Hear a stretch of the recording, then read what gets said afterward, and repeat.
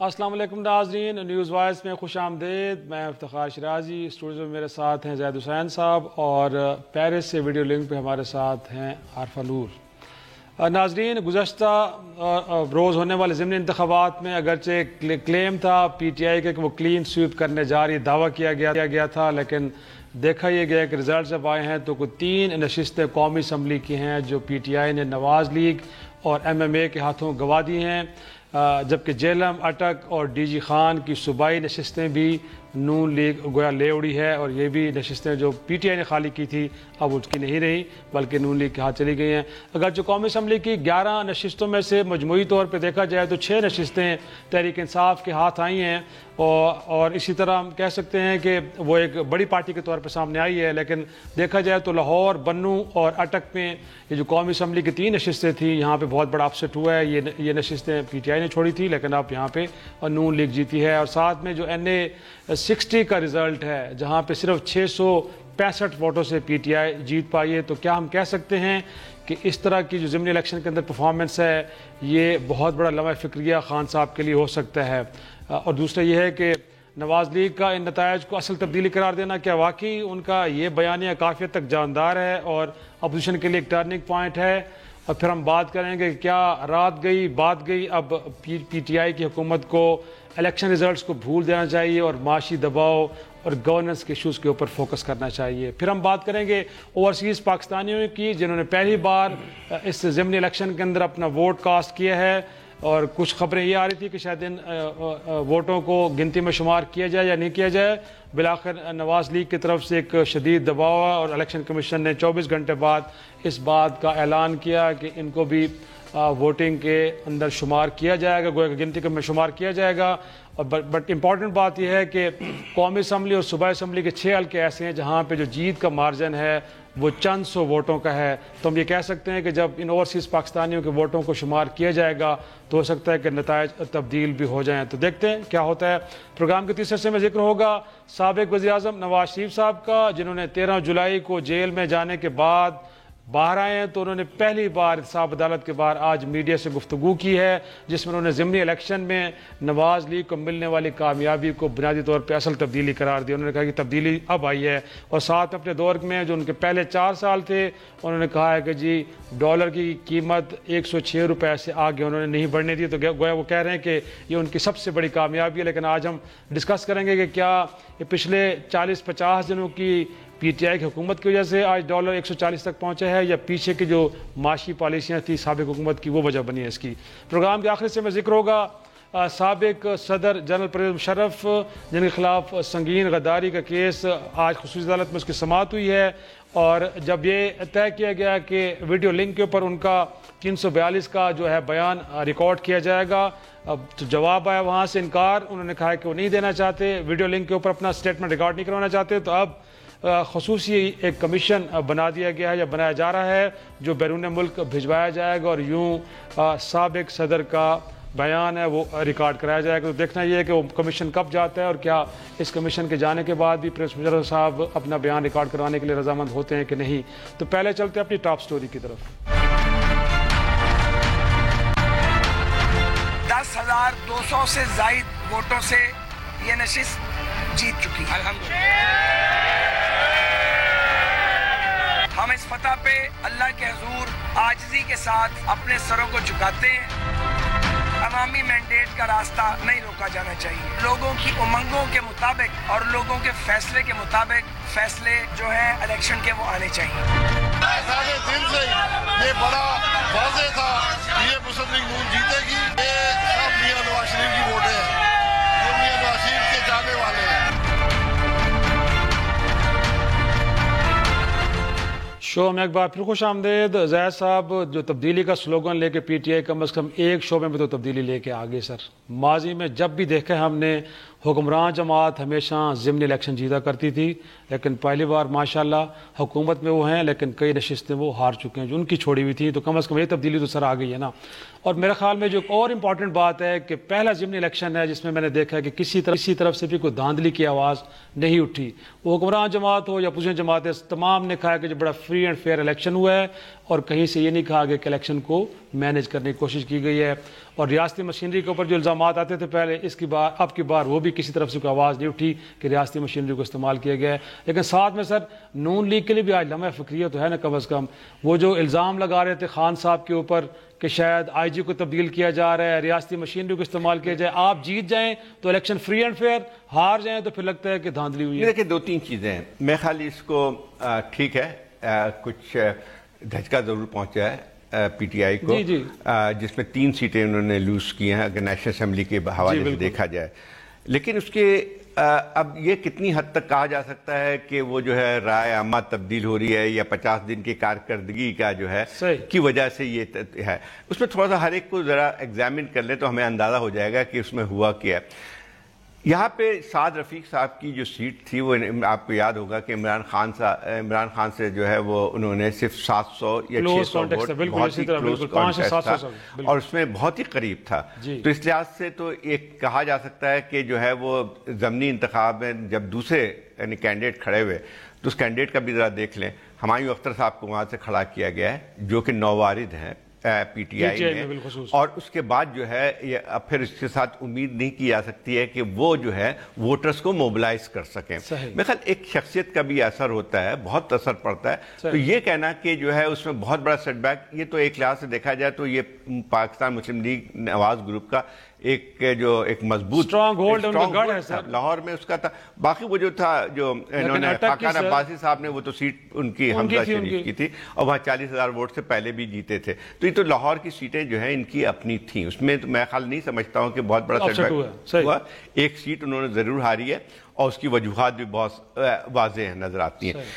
دوسرا جو ہے جو سب سے بڑا سیٹ بیک واقعی جو ہے وہ اٹک میں ہوا ہے. اگر آپ دیکھا جائے ان تمام نتائج کو تو اٹک کی وہ سیٹ تھی جو کہ میجر صادق نے شاید جیتی تھی. 2 سیٹوں پہ انہوں نے لڑے تھے اور دونوں میں منتخب ہوئے تھے، ایک خالی کی ہے اور یہ ان کا مضبوط اڈا سمجھا جاتا تھا. لیکن وہاں پہ واقعی سیٹ بیک یہ ہوا ہے کہ انہوں نے ان کے صاحبزادے شاید کھڑے ہوئے تھے میجر صادق. نہیں سر، صاحبزادے کو ٹکٹ نہیں دیا گیا نا سر، یہی تو پرابلم ہوئی ہے سب سے بڑی. صاحبزادے کے ٹکٹ مانگ رہے تھے بٹ خان صاحب نے کسی اور کینڈیڈیٹ کو. اچھا پھر تو وہ تو اور بات صاف ہو گئی. ملک سہیل 1,28,000 ووٹ لے کے کامیاب ہوئے، تو 1,63,000 ووٹ لینے والی جو جماعت ہے وہ ضمن الیکشن میں وہاں سے یہ جو ہے وہ کینڈیڈیٹ کی سلیکشن سر لوکل پالیٹکس میں بالکل ایسے وہ ہوا. یہ بھی لوکل پالیٹکس میں ہوا. بنو کی سیٹ پہ بھی بڑا ہے، اس کو بھی ایگزامن کر لیں کہ جو ہے انہوں نے کینڈیڈیٹ جو کھڑا کیا ہے نسیم شاہ وہ میں خیال چند ماہ پہلے تک جے یو آئی کے تھے اور آپ نے جو ہے اٹھا کے ان کو ٹکٹ دے دیا ہے. تو میرے خیال یہ کہ ذرا پی ٹی آئی کو بجائے اس کو ذرا دیکھنا چاہیے جس طرح سے کینڈیڈیٹ اپنے منتخب کرتے ہیں تو پھر وہ یہ سمجھتے کیسے ہیں کہ وہ جو ہے وہ ہر حالت میں جیت جائیں گے. میرا خیال یہ ہے کہ ان کی جو رہی ہے جو بھی طریقہ کار پی ٹی آئی کا رہا ہے اس کا عکاسی یہاں سے ضرور کرتی ہے بالکل. لیکن وہ اس کی وجہ سے کتنا فرق پڑے گا، جو اسٹرینتھ ہے قومی اسمبلی میں اس میں بہت زیادہ فرق نہیں پڑے گا سر. اس میں سے جو ہے ایڈیشن ہی ہوا نا سر، 183 پہ چلے گی حکمران جماعت، اس کو ان کی تعداد بڑھ گئی. اگرچہ 155 پہ اپوزیشن. اچھا 2 سیٹیں جو اور جیتے ہیں وہ جو پی ایم ایل کیو والے جیتے ہیں وہ بھی ایک لحاظ سے انہی کے ہیں. بالکل صحیح. وہ تمام چیزیں دیکھا جائے تو یہ کہنا کہ وہ واقعی ووٹ آف نو کانفیڈنس ہے پی ٹی آئی کے لیے یا 50 دن کی کارکردگی اس کا نشانہ ہے، اس میں تھوڑا سا ہمیں محتاط رہنا پڑے گا. عارفہ آپ کا تجزیہ کیا اہم فیکٹرز تھے جو پی ٹی آئی کی بہرحال شکست ہم کہہ سکتے ہیں کیونکہ رولنگ پارٹی تھی اور سوات سے بھی ہارے ہیں، بنو سے بھی ہارے ہیں، پنجاب سے بھی ہارے ہیں، تو کوئی 4-5 فیکٹر گنوا سکتے ہیں کہ جو وجوہات بنے ہیں؟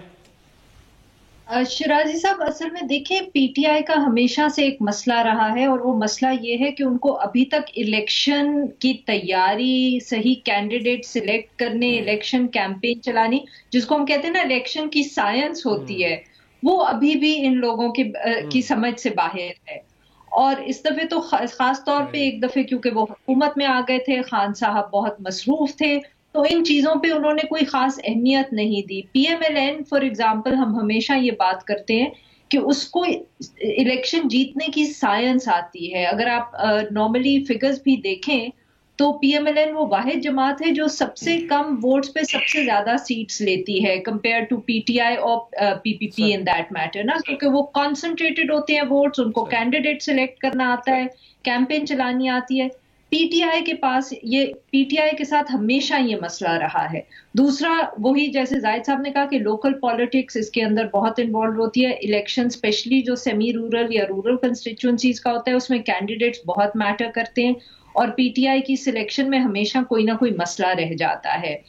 جیسے زاہد صاحب نے ابھی گنوایا وہ بھی ایک مسئلہ ہوتا ہے کیونکہ وہ تھوڑا سا اس وقت اب پی ٹی آئی جو ہے بیلنس کرنے کی کوشش کری ہے اپنی جو نیچرل اس کا سپورٹ بیس ہے اس کے ساتھ ساتھ الیکٹیبلز کو بھی. تو کہیں وہ کمبینیشن کام کر جاتا ہے اور کہیں وہ کام نہیں کرتا ہے. سو یہ وہ چیزیں ہیں جو ابھی پی ٹی آئی نے سیکھنی اور اس دفعہ کیونکہ وہ حکومت میں آ گئے تھے تو میرے خیال میں خان صاحب کے پاس تو بالکل وقت نہیں تھا اور وہ کیمپین کر نہیں پائے یا ان کی پارٹی نے بھی سیریسلی نہیں لیا. ہم نے کتنی دفعہ یہ بات سنی ہے کہ لاہور کے اندر تو کوئی ایون تو ہمیں پتا تھا کہ لاہور میں پی ایم نے جیتنا ہے. لیکن اس کے باوجود بھی عارفہ وہ خوش ہیں, بڑے خوش ہیں. وہ کہتے ہیں کہ جو ٹارگٹ ہم نے اچیو کرنا تھا وہ کر لیا.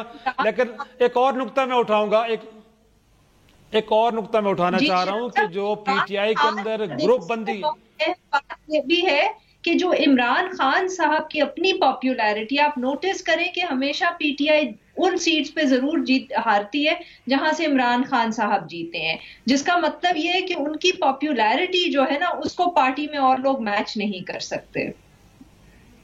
جی وہی گروپ بندی کا بھی کچھ سر ہے اس میں کہ پی ٹی آئی کے اندر گروپ بندی ایک ہمیں مؤثر مہم نظر نہیں آئی. گروپ بندی تو ہر پارٹی میں ہوتی ہے, میں نہیں کہہ رہا, لیکن یہ کہ وہی سب سے بنیادی چیز ہے کینڈیڈیٹ کا سلیکشن. صحیح. اب میں تینوں نے آپ کو نام گنا دیے ہیں, تینوں کا جو مسئلہ تھا وہی کینڈیڈیٹر کا مسئلہ آتا تھا. تو میرے خیال یہ کہ یہ جو تحریک پی ٹی آئی کی سب سے بڑی جو خامی وہی نظر آتی ہے کہ وہ جو ایسا لگتا ہے 2 مہینے پہلے بھی جو آتا ہے اس کو آپ اس کو پارٹی کا ٹکٹ دے دیتے ہیں. یہ بھی بغیر دیکھے ہوئے کہ جو ہے وہ جیت سکتا ہے یا نہیں جیت سکتا ہے. دوسری بات آتی ہے کہ آپ مجھے بتائیے کہ ووٹر صرف اندھا دھند ووٹ دیتا ہے, اس کو کم از کم یہ بھی تو نظر آتا ہے کہ جو اس کینڈیڈیٹ کو ووٹ دینے جا رہا ہے پارٹی کی لائلٹی صرف اندھا دھند نہیں ہوتی, اس میں بہت سارے اور فیکٹر بھی آتے ہیں جب ووٹ دینے جاتا ہے. تو وہ جو ہے کیوں ووٹ دے گا اگر جے یو آئی کا ایک کینڈیڈیٹ کھڑا ہوا ہے اور ایک سابق جو ہے رینیگیٹ جو ہے جے یو آئی کا وہ پی ٹی آئی کا کینڈیڈیٹ بن جاتا ہے. تو پھر ذرا یہ بتایا جائے کہ وہ پی ٹی آئی کے جو لوگ ہیں وہ کس طرح کیوں اندھا دھند ووٹ دیں گے. چھوٹا سا بریک لیتے ہیں لیکن اس کے بعد سے ڈسکس کریں کہ جو وزراء ہیں یا منسٹرز ہیں ان کے بھائی جو بھی الیکشن لڑے سارے کے سارے جیت گئے ہیں. ساتھ میں یہ بھی جاننا چاہوں گا کہ نیب کی کارروائیاں اور تجاوزات کے خلاف جو مہم چلی پی ٹی آئی کی وہ کتنی ڈیمیجنگ تھی اور کتنی فیور کی اس نے نون لیگ کو. ڈسکس کرتے ہیں ایک بریک کے بعد.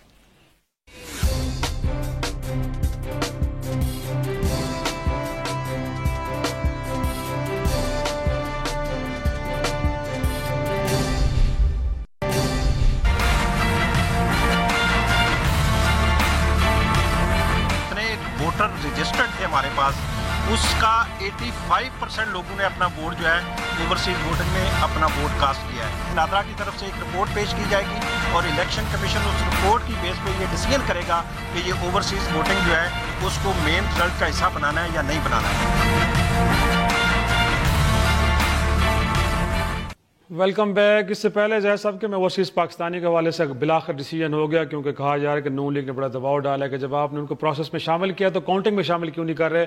لیکن جو نقطہ میں نے بریک سے پہلے اٹھایا تھا سر, نیب کی کارروائیاں بالخصوص نون لیگ کے خلاف اور پھر تجاوزات کے خلاف جو مہم چل رہی ہے, اس نے کہیں آپ کو لگتا ہے کہ پی ٹی آئی کو ڈیمیج کیا ہے اور ووٹر ناراض ہوا ہے اس سے؟ نہیں, میرے خیال اب اتنا اس کا اثر یقین طور پہ بدنامی ضرور ہوئی ہے پی ٹی آئی کی. ہر چیز جو ہے چونکہ جب یہ دکھایا جاتا ہے کہ ان کی حکومت میں اساتذہ کو جو ہتھکڑیاں لگا کے لے آ رہے ہیں, اگر ان کا بھی اگر نہیں بھی ہے, ان کی ذمہ داری نہیں ہے یا وہ دور حکومت ان کا ہے, لیکن جب حکومت کوئی ہوتی ہے تو اس پہ اس قسم کی واقعات جب ہوتے ہیں تو حکومت پہ ہی عائد ہو جاتی ہے. نیب نے کیا ہے الزام نہیں, لیکن ایک تو عجیب بات ہے کہ یہ ساری چیزیں ہو کیوں رہی ہے. وہ نیب پہ ہم الگ بات کر سکتے ہیں کہ یہ طریقہ جو اختیار کرنا شروع کیا ہے تو نیب تو ایک لحاظ سے ایک مانسٹر سی بنتی چلی آ رہی ہے کہ جو بھی مرضی آ رہی ہے کر رہی. دنیا بھر میں کہیں یہ ہوتا ہے کہ آپ نے ایک انویسٹیگیشن کر رہے ہیں, لوگوں کو ہتھکڑیاں پہنا کے لا رہے ہیں. کل جو ہے کل کلاں جو ہے کون شخص جو ہے وہ انڈیپینڈنٹلی اپنے فیصلے کر سکتا ہے.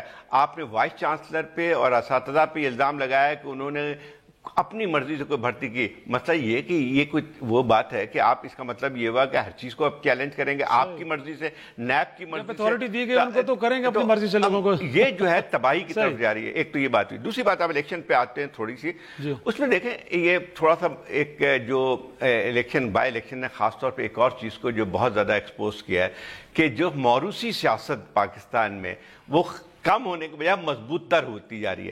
اب آپ دیکھیں کہ جتنی سیٹوں پہ سوائے اس کے کہ خان صاحب کی شاید 2 سیٹیں جو خالی ہوئی تھی ان میں خان صاحب کا کوئی رشتہ دار تو نہیں کھڑا ہوا, لیکن اگر آپ دیکھیں کہ وہ تمام جو ہیں جتنے بھی سیٹوں پہ پرویز خٹک کا بیٹا بھائی امیر اللہ اسد کیسر اسپیکر کا بھائی, اس کے علاوہ جناب وہ شیخ رشید کا بھانجا, اس کے بعد چھوڑے وہ جو ہے یہ ایک مقابلہ ہوا مظفر گڑھ میں اپنی ماں اور بیٹے کے درمیان, اور اس کے بعد آلریڈی جو ہے ان کا ایک جو ہے بیٹا جو ہے وہ MNA بنا ہوا ہے.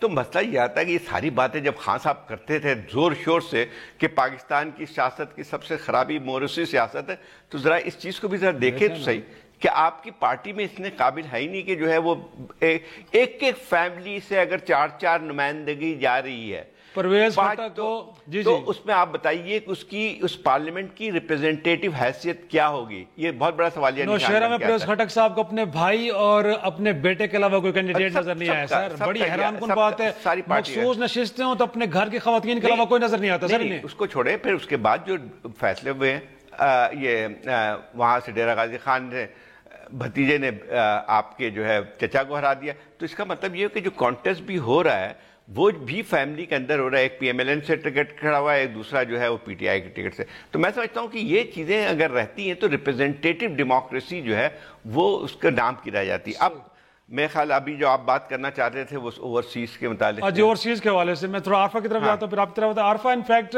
یہ بڑی حیران کن بات ہے کہ جب سٹیٹمنٹ آئی الیکشن کمیشن کی طرف سے کہ جی پہلے ان کو پروسیس میں شامل کیا گیا اور بعد میں کہ ڈیسیجن بعد میں لیں گے کہ کیا فائنل کاؤنٹ میں ان کو شامل کریں یا نہ کریں, بڑی کوئی اس منطق سمجھ نہیں ہے آپ کے خیال میں. یہ تو میرے خیال میں اس پروسیس سارے کو کنٹروورشل کرنے کی کوشش نہیں تھی.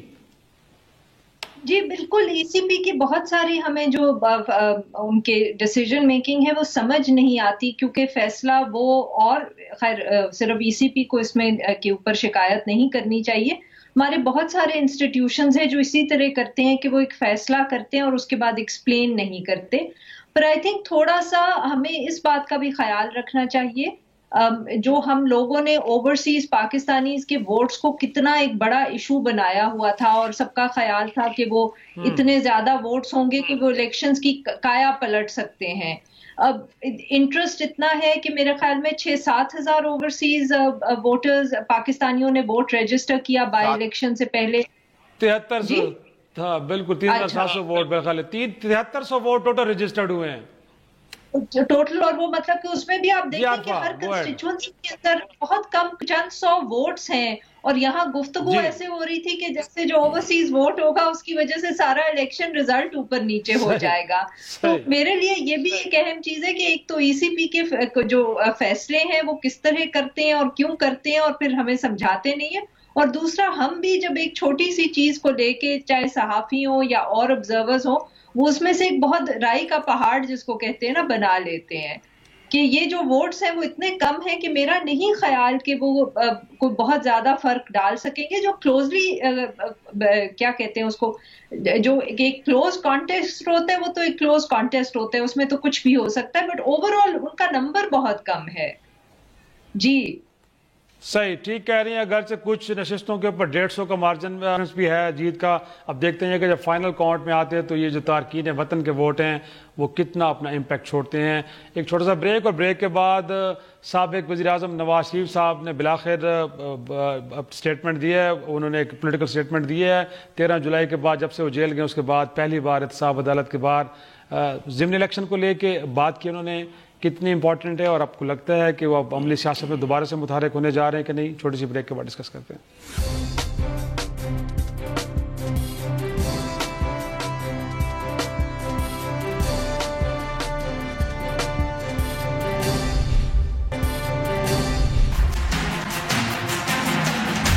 پہلے 50 50 दिनों में या पहले 60 दिनों के अंदर अंदर इस तरह का रिजल्ट नस्ल पाकिस्तान की तारीख में पहली दफ़ा आया है। मैं पाकिस्तान के अवाम का भी बहुत मशकूर हूँ जिन्होंने हमें सरफराज फरमाया, हमारी तवक्कुआत से बढ़ के कल पता हमें दी। ये रिकॉर्ड की बात है, आप उठा के देख लें कि 4 सालों में डॉलर जो है वो 104 रुपये से बढ़ा ही नहीं। 50 डेज या 55 डेज आपने डॉलर का भी हाल देख लिया है।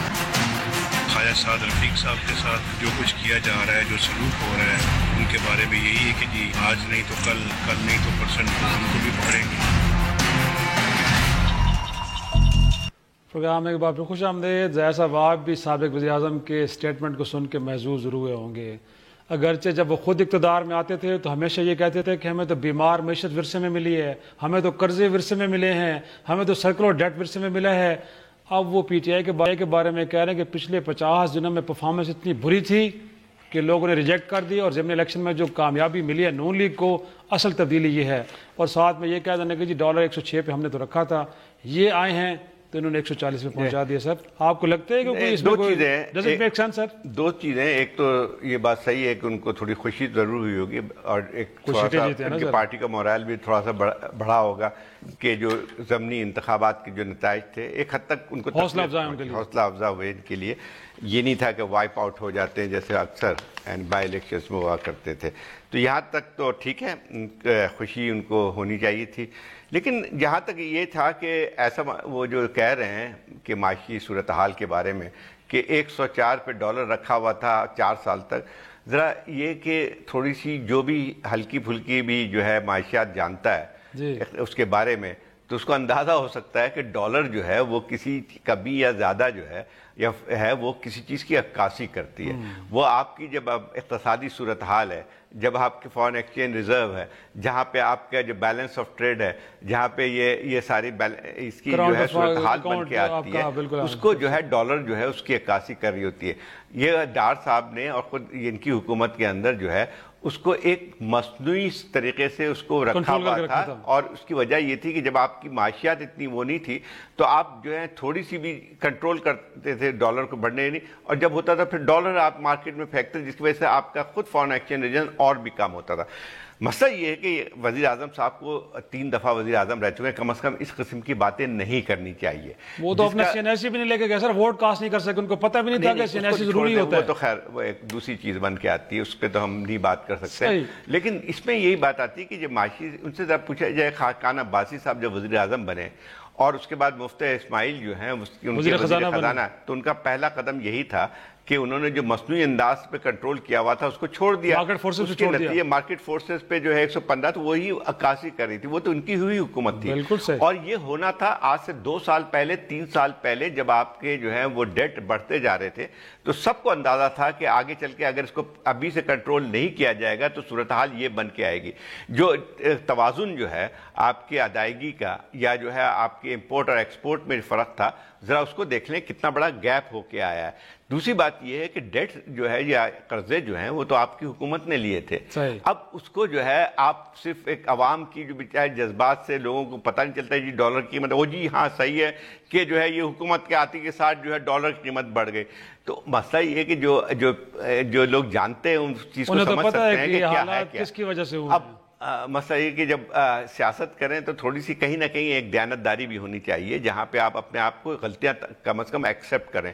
अगर आप एक्सेप्ट नहीं कर सकते हैं तो खामोश इन चीज़ों पर रहें जिसकी आपकी जिम्मेदारी, आपकी हुकूमत की जिम्मेदारी थी। सही। आरफा आप कहती थी ना कि इनका वो बयानिया तो गायब हो जाएगा, वो तो खैर गायब हो गया कि मुझे क्यों निकाला, वोट को इज्जत दो और बाकी जो बातें करते थे।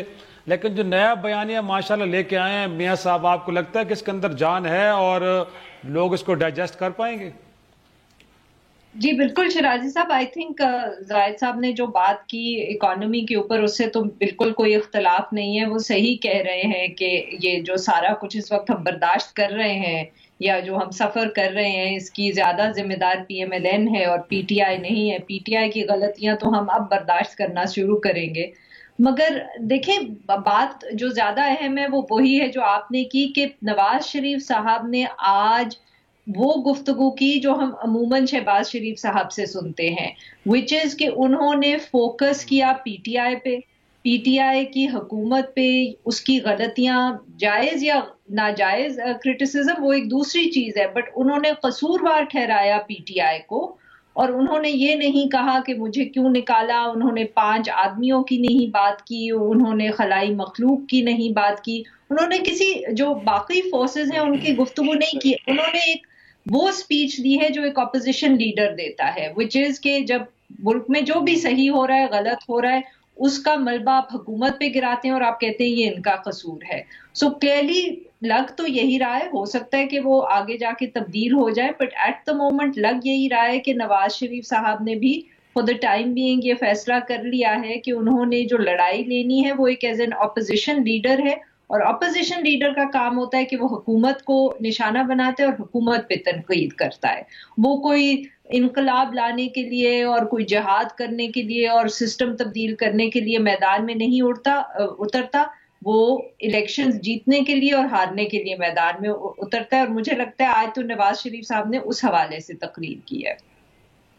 جی صاحب انفیکٹ لیکن وہ جو بات ایک طرح سے ہوتی ہے بار بار الیکشن کو لے کے دھاندلی اگرچہ اس بار نہیں ہوئی، لیکن پچھلا نگراں سیٹ اپ تھا اس کے اوپر آپ الزام لگا رہے ہیں. اب تو پی ٹی آئی کو کم از کم اپریشیٹ کرنا چاہیے ان کو کہ حکومت ہوتے ہوئے ریاستی مشینری استعمال نہیں ہوئی، فری اینڈ فیئر الیکشن ہوئے ہیں. کم از کم یہ تعریف کے جملے 2 اگر ان کی طرف سے آ جاتے کہ رولنگ پارٹی نے کم از کم ریاستی مشینری استعمال نہیں کی تو میرے خیال میں بہت اچھا ہو جاتا. دیکھیں 2 الگ الگ بات ہے اس میں. چیز یہ ہے کہ انتخابات جو ہیں وہ تو الیکشن کمیشن کراتی ہے، یہ الزام حکومتوں میں لگتا رہتا ہے سر ہمیشہ. حکومت جو ہے نہیں کراتی ہے، یہ تو ہے. وہ الگ بات ہے کہ ہمارے یہاں کچھ ایسی کوئی تاریخ رہی ہے، وہ الگ مسئلہ بن کے آتا ہے. لیکن یہ اب ممکن نہیں تھا کسی حکومت کے لیے جو ہے کوئی اس قسم کی کارروائی کر سکے. ملک کی صورتحال کو بھی دیکھ لیں آپ کو، جو ہے ای سی پی کو تھوڑی سی زیادہ جو پاورز بھی ملی ہیں.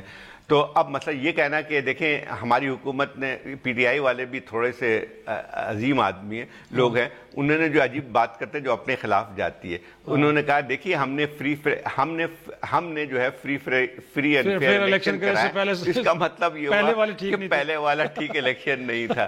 تو میرے خیال یہ ہے کہ ذرا وہ بولنے میں احتیاط برتیں، کیونکہ بعض چیزیں جو ہیں وہ جو کہتے ہیں نا بومرینگ کر کے انہی کی طرف آ جاتی ہے. تو میرے خیال یہ کہ اس میں نواز شریف صاحب کی جو اور بات ہے، میرے خیال وہ بات واپسی کتنی امپورٹنٹ ہے سر نون لیگ کے لیے، نواز شریف کتنی پریشان کن ہے خان صاحب کے لیے. جی عارفہ. جی کچھ نہیں، میں یہی کہہ رہی تھی کہ میرے خیال میں پاکستان کی سب سیاسی جماعتوں کو اب فیصلہ کر لینا چاہیے کہ انہوں نے سسٹم پہ بھروسہ رکھنا ہے کہ نہیں رکھنا، کیونکہ یہ جو وہ کانسٹنٹلی اپنا ویو پوائنٹ تبدیل کرتے رہتے ہیں نا، اور اس میں عمران خان صاحب نے بھی ماضی میں یہ کافی کچھ کیا ہے، یہ بات نہیں ہے کہ ان کا کوئی رویہ فرق تھا. اور جو اب نواز شریف صاحب کر رہے ہیں، ججمنٹ پسند آئی تو کورٹس بڑے اچھے ہیں، ججمنٹ بری ہوئی تو ججز بھی برے، جوڈیشل سسٹم بھی برا، جوڈیشری بھی بری. الیکشن میں ریزلٹ آپ کو پسند آ گیا تو وہ صاف الیکشن تھا، نہیں پسند آیا تو رگ تھا. عمران خان صاحب نے بھی یہ کیا. آئی ڈونٹ تھنک کہ وہ ریئلائز نہیں کرتے کہ شاید لوگوں کو یہ بات سمجھ آ رہی ہے. ان کا خیال ہے کہ ان کا جو ووٹر ہے یا سپورٹر ہے یا جو عوام ہے وہ پاگل ہے کہ ان کو یہ کانٹرڈکشنز نظر نہیں آتی، اور یہ ان سب کے لیے نقصان دہ ہوگا. اور ان کو اب یہ کرنا بند کر دینا چاہیے. جہاں سسٹم کے ریفارم کی ضرورت ہے 100 بسم اللہ ضرور کریں، مگر یہ نہ کریں کہ ایک دن ایک چیز اچھی ہے دوسرے دن بری ہے، ڈیپینڈنگ آن کہ ان کا فائدہ ہوا ہے کہ نہیں. جی سروان ان کی واپسی سیاست میں، عملی سیاست میں کتنی امپورٹنٹ ہے پی ٹی آئی نون لیگ کے لیے بالخصوص؟ دیکھیں یہ سیاست سے تو باہر نہیں، لیکن یقینی بات ہے جو سانحہ ان کے ساتھ ہوا ہے تو اس کا اثر تو ہے، اور ابھی تک اس سے باہر نہیں نکل آئے. دوسری ایک اور بات بھی ہے کہ نواز شریف صاحب کی سینٹنس جو سسپینڈ ہوئی وہ باہر ضرور ہیں، لیکن 2 کیسز میں اور بھی سامنا کرنا پڑا، تو یہ سارا بوجھ جو ہے ان کے اوپر ہے.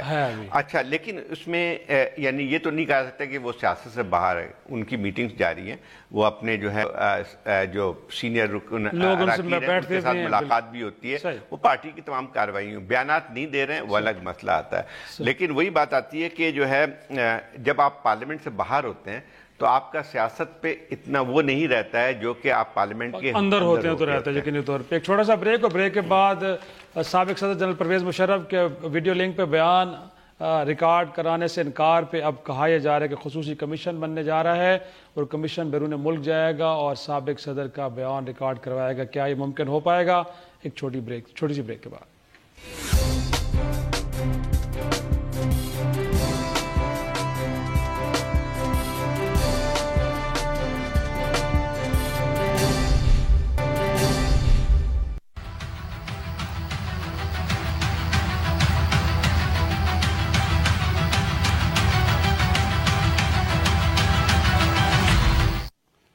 پروگرام کے بعد پھر خوش آمدید زاہد صاحب. وہ جنرل پرویز مشرف جو 25 جولائی کو عام انتخابات میں حصہ لینے کے قابل تھے، آج کی تاریخ میں ویڈیو لنک کے اوپر بھی اپنا بیان جو 342 کا وہ ریکارڈ کرانے کے قابل ہیں. انہوں نے کہا جی میں معذرت میں ایسا نہیں کر سکتا. اب مجبوراً خصوصی عدالت کو کمیشن بنانا پڑ رہا ہے. وہ کمیشن جائے گا بیرون ملک. اب دیکھنا یہ ہے کہ اس سے بھی کوآپریٹ کرتے کہ نہیں کرتے. کیسے دیکھ رہے ہیں سر اس سارے معاملے کو؟ پورا اگر یہ ساری چیز ہو رہی ہے کہ آپ ایک ٹرائل ہو رہا ہے سیڈیشن کا، اور جو ہے پوری جو بیان لینے کے لیے جو ہے آپ دوسرے ملک میں جا رہے ہیں، تو ایک تو مان لینا چاہیے کہ یہ سارا تماشا ہے، اس میں کوئی نکالنا نہیں ہے. اگر اسٹیٹمنٹ ریکارڈ ہو بھی جاتے تو یہ تھا کہ جو ہے وہ یہ تو اپنے قسم کا واحد واقعہ ہے جہاں پہ جس کے اوپر الزام ہے وہ بلا رہا ہے کہ مجھے وہاں آ کے انٹرویو کرو. تو وہ جو ہے پھر تو خود ہی آپ سمجھ سکتے ہیں کہ جب آپ کو جو بیان ریکارڈ کرنے کے لیے دوسرے ملک میں جانا پڑے تو آپ جو ہے اس پروسیڈنگ کو کس طرح سے چلا سکتے ہیں. وہ بھی حضرت کمیشن کا بنتا ہے، لیکن اس سے تو ایک جج ریٹائر ہونے جا رہے ہیں کچھ میں خیال دنوں بعد، ایک ڈیڑھ ہفتے میں بینچ ٹوٹ جائے گا. جسٹس جاور ریٹائر جب ہوگا تو سر بینچ بھی ٹوٹ جائے گا. بینچ کو دوبارہ ریکنسٹیٹیوٹ کرنا پھر پروسیس ایک اچھا خاصا پروسیس. مطلب وہی آتا ہے کہ کوئی ایسا واقعہ ہے جس میں جو ہے وہ آپ بیان اس کا لینے کے لیے، جس پہ الزام ہے، جو ایکیوزڈ ہے، جس پہ اس کا بیان لینے کے لیے جو ہے وہاں پہ ایک جوڈیشل کمیٹی جاتی ہے. تو میں وہی کہہ رہا تھا اس کو تھوڑا سا مطلب ہماری خبریں تو بن کے آتی ہیں لیکن نہیں، تو نوعیت بہت دوسری نا. لیکن کیس ڈفرینٹ تو نہیں تھا نا، کسی ملزم نہیں تھا. بالکل ٹھیک ہے، ملزم کے معاملے میں پہلے ہی ہے. عارفہ آپ کیسے دیکھ رہے ہیں واقعی جس طرح زاہد صاحب ایک خدشے کا اظہار کر رہے ہیں کہ اگر کمیشن بن بھی جاتا ہے، بیان ریکارڈ بھی ہو جائے تو نکلنا کچھ نہیں ہے، گویا کہ ملزم کو سزا نہیں ہونے والی؟ جی بالکل، آئی ایگری ود زاہد صاحب کہ یہ جو ہم تماشا لگا رہے ہیں اور ججز جو ہیں ان کا وقت ضائع کر رہے ہیں. میرے خیال میں لائرز کا بھی کریں. ہم سب کو معلوم ہے کہ کیا ہوا تھا پی ایم ایل این کے ساتھ جب انہوں نے اس ٹریزن ٹرائل کو شروع کیا تھا، کس وجہ سے اس کو سلو ڈاؤن کیا گیا تھا، کس طرح مشرف صاحب ملک سے باہر گئے تھے. تو اب وہ زبردستی کی ایک چیز ہم چلا رہے ہیں جبکہ سارا ملک جانتا ہے کہ اس میں سے کچھ نہیں نکلنا میرے خیال میں. اور یہ کہنے سے میرا مطلب یہ نہیں ہے کہ somehow وہی جو ایک دم پھر سارے ناراض ہو جاتے ہیں کہ جی ہم فوج کو یا فوج کے کردار کو پالیٹکس میں بھول گئے، یا ہم کو جو ہوا تھا یا جو ایمرجنسی لگی تھی اس کو ہم اہمیت نہیں دے رہے. یہ بات نہیں ہے. میرے خیال میں سب سے اہم جو سٹیپ تھا وہ یہ تھا کہ ہم نے ایک فارمر ملٹری جنرل کو انڈائٹ کر لیا اس کیس کے اندر. یہ ایک بہت بڑا سمبولک سٹیپ تھا اور یہ ہم نے اچیو کر لیا. یہ ہماری اچیومنٹ تھی as a state and society. اب شاید اگر خدا نہ خواستہ پھر کبھی کوئی کو ہوا تو شاید ہم ٹرائل بھی کر لیں گے، but at the moment it's impossible. تو یہ جو ہم وقت ضائع کر رہے ہیں اس کا کوئی فائدہ نہیں، کیونکہ سپوز وہ ٹیسٹیفائی بھی کر دیتے ہیں، ہم ٹرائل کے اندر ججز سزا بھی دے دیتے ہیں، وہ ملک سے باہر بیٹھے ہوئے ہیں. یو تھنک کہ وہ واپس آئیں گے؟ اور جن ملکوں کے ساتھ اتنے سال جنرل مشرف نے انٹریکٹ کیا as the head of the state, کیا وہ ان کو حوالے کر دیں گے پاکستان کے کہ وہ واپس آ کے ٹرائل اپنی کنوکشن یہاں پوری کریں؟ سو اب ایک ہم وقت ہی ضائع کریں. شاید ہم جوڈیشل ریفارمز کر لیں اس کی بجائے تو شاید ہمیں زیادہ فائدہ نہ ہو اس ملک کے اندر.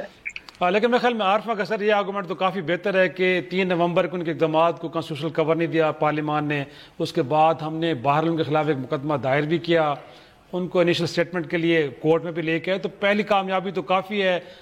آگے مستقبل میں کچھ ایسا ہوتا ہے تو شاید اس قابل بھی ہو جائیں کہ کٹہرے میں بھی کھڑا کر دیں اس قانون توڑنے والے کو، آئین توڑنے والے کو. ہاں میرے خیال اب ہم کو امید رکھنی چاہیے کہ آئندہ چل کے آپ کی جو ہے سیاسی حکومتیں، منتخب حکومتیں اتنی مضبوط ہوں کہ ہم جو ہے اس قسم کی چیز کر سکیں.